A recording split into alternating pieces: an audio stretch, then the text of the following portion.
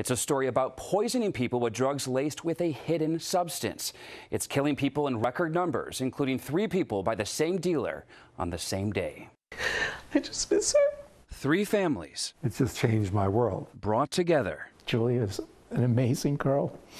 By unexpected grief. How can you believe something like that has actually happened? 26-year-old lawyer Julia Garamani, banker and soon-to-be father Ross Matangi, and social worker Amanda Scher didn't know each other in life, but their families are helping each other cope with their deaths. I don't want other parents to go through this. It's just a horror story, and we have to be more aware of it. Back on March 17th of 2021, police say the 3 victims texted the same drug dealer, Billy Ortega, asking for cocaine. His delivery man dropped the drugs off at each one of their places in New York City. They all died a short time later. My daughter didn't die from a drug overdose. My daughter was murdered. It wasn't just cocaine they were ingesting. It turns out it was also fentanyl, a highly addictive and dangerous man-made opioid.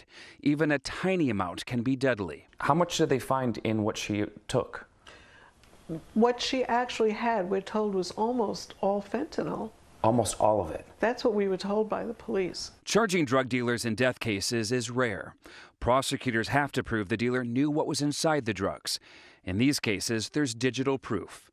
Before the drugs were delivered to the 3 victims, police say Ortega received a text from another client, a warning. I gave most of my last bag to my buddy, and he just called me this second to say he ended up in the hospital last night and that he had to get a Narcan shot. 9 minutes before he told his delivery guy to bring the drugs to Julia, he knew 100% that this would kill her. Police say the same batch of drugs were then dropped off at Matangi's New York City hotel room and then to the apartment of Amanda Scher. The dealer continued to call and text after delivery. And the dealer said, try not to do too much because it's really strong. But she never responded. Right.